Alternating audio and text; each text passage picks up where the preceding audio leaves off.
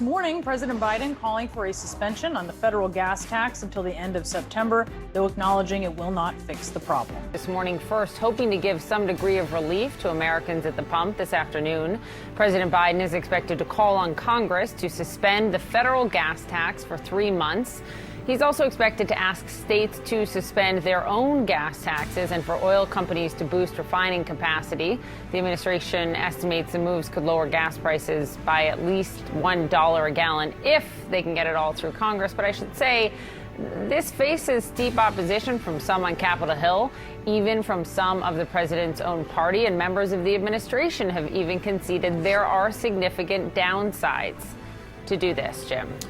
First, the president knows there are enormous political pressures here, including on his approval rating due to the rising gas prices. Is the White House convinced Congress will do what the president wants here?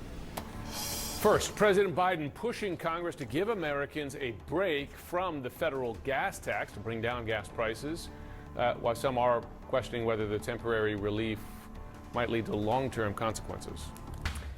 New this morning, attempting to dampen surging fuel prices and growing discontent across the country. This afternoon, President Biden is expected to call on Congress to suspend the federal gas tax for 3 months. Minutes from now, President Biden will call for a gas tax holiday. He'll ask Congress to suspend the federal gas tax for 3 months.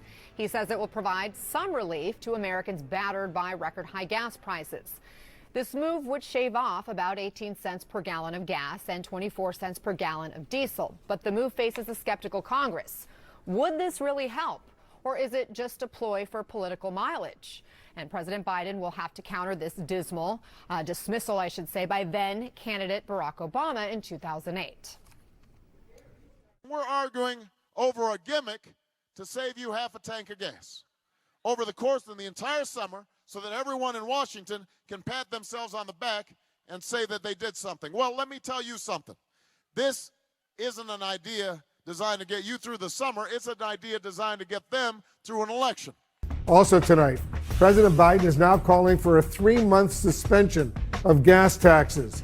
But Congress is already balking, questioning whether it will give Americans relief from record fuel prices.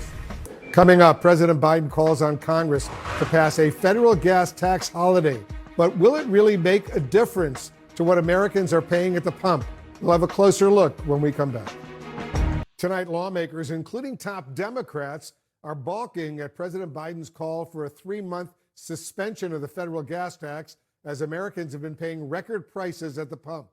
Cutting gas taxes may be a temporary fix, but we need something to get this kind of handled, to get the reins on this. It's ridiculous. Yeah. So here's the crazy thing about inflation, and we haven't done this since, late 70s. I mean, there's been a long time since cable news or anybody was in this version of this conversation. The best thing for inflation is really high interest rates, really high gas prices, and really high unemployment. We'll solve it in a weekend. But But that's not a human answer. Right. That's a math answer on a spreadsheet, but that's useless for human beings.